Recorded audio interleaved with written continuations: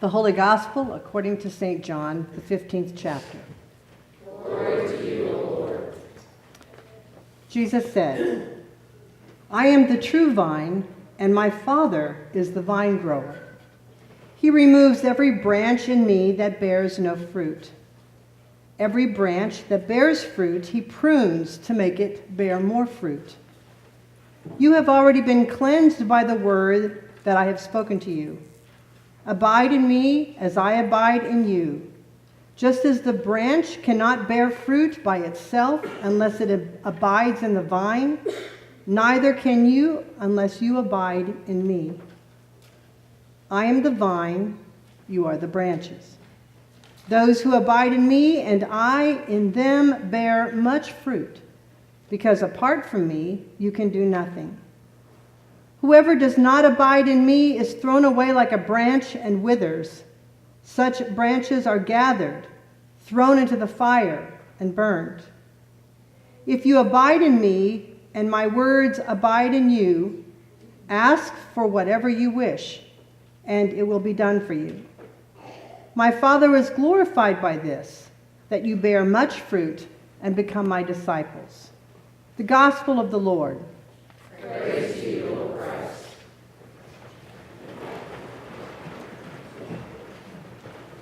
I just have to share a couple things first this morning. So in a weak moment, Pastor said, I really need somebody to teach confirmation, and I said, okay, I can do that. And forgetting that I also had choir. So I said to the choir, will you get together and promise me you'll practice? And they did. And there was really no reason for me to stand in front of them this morning, maybe for one entrance. They did a phenomenal job, and I thank you for doing that without me there. I also want to report that I had a phenomenal time with the class, the confirmation class. It was a lot of fun.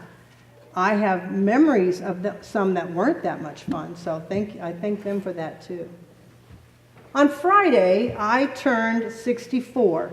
My husband thought he was really cute by the way in which he posted that, having you add it all up to figure out how old I was.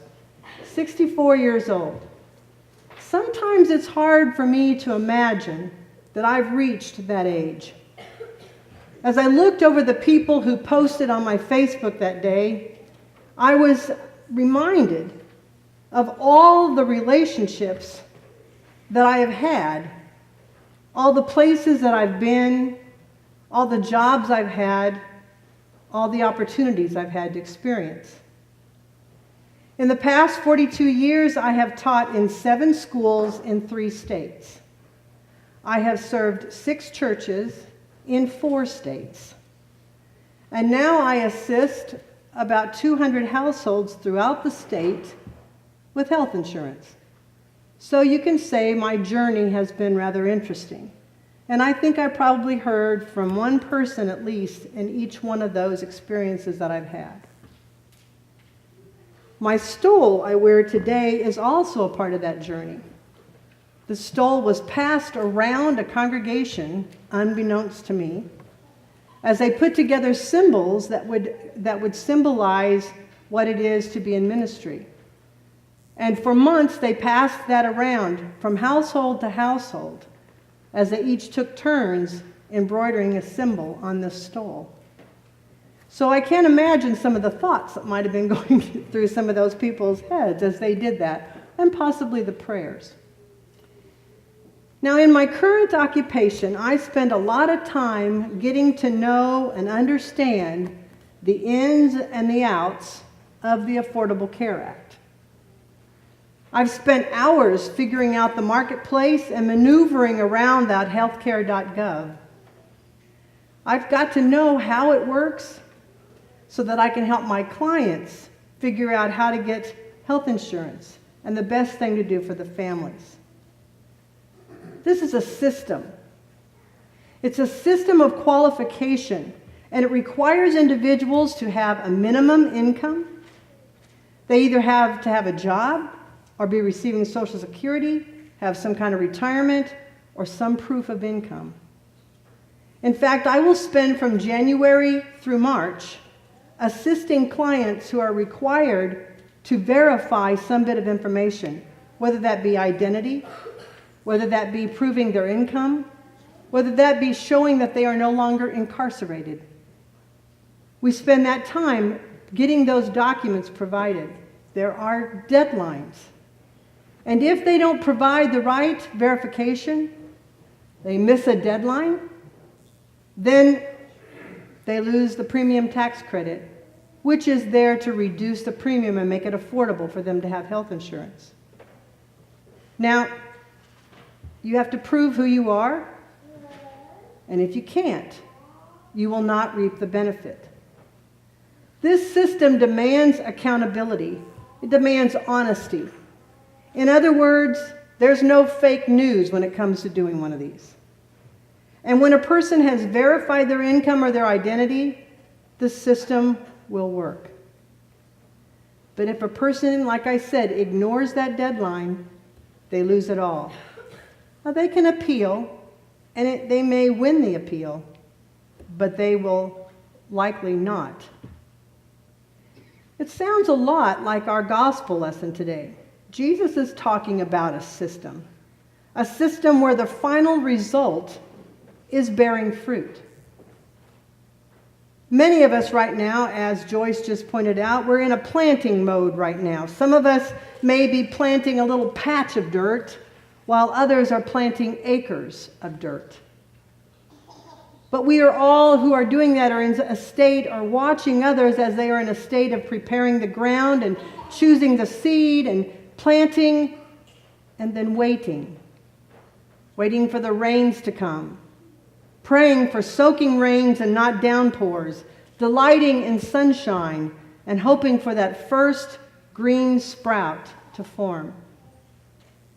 Each step of the way depends upon something else: water, soil, sun, temperatures. And if one of those things get out of whack, the hope of new life is threatened. So there is an accountability of sorts. Sometimes we can't control the parts that make up that accountability, but it is still there. Now, Jesus speaks to us today with a metaphor.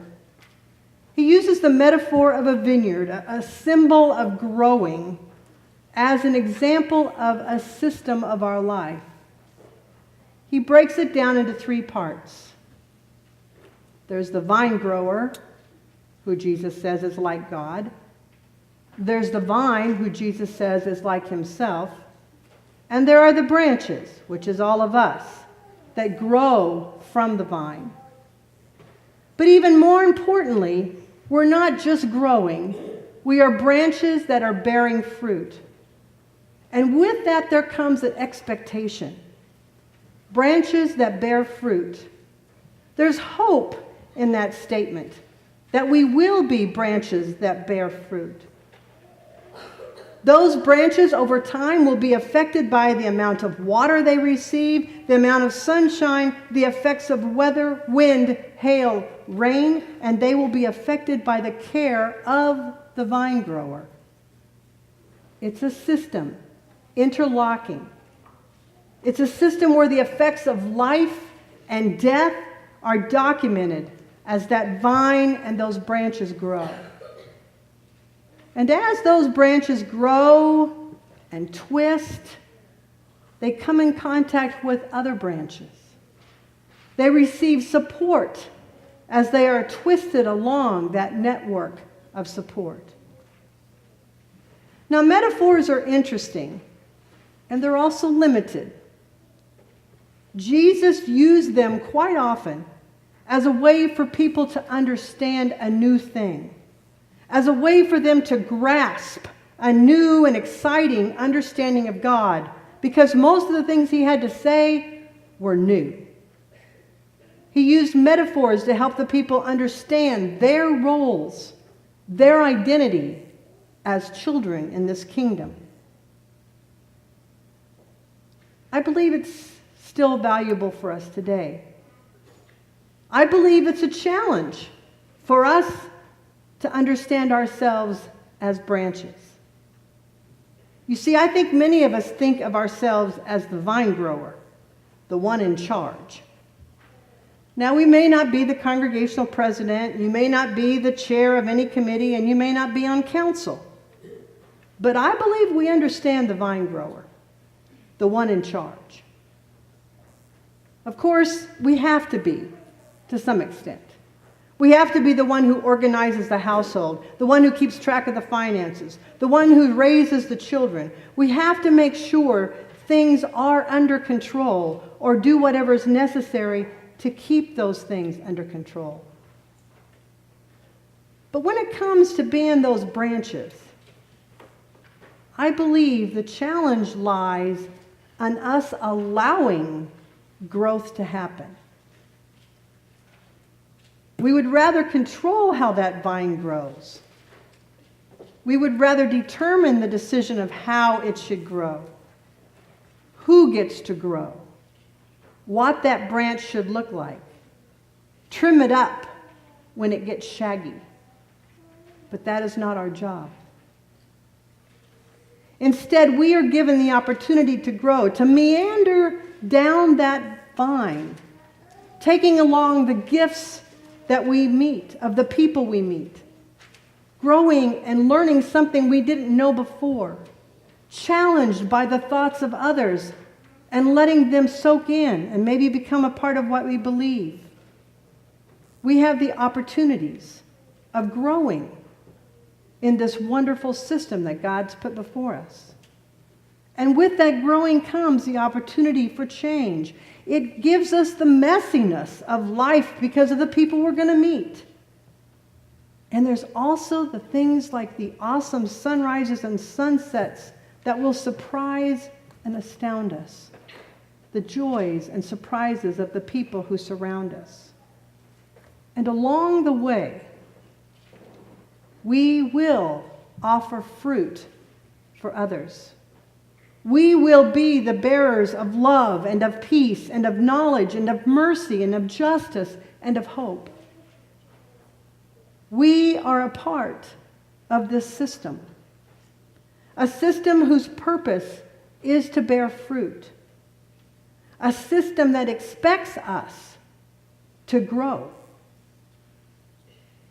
We don't have to prove our identity to remain in this system. We were given our identity in the waters of baptism. Our only requirement is to let the grace of God and the love of God feed us so that we can reach out and bear the fruit of love to all who will pass us by on the vine of life. Amen.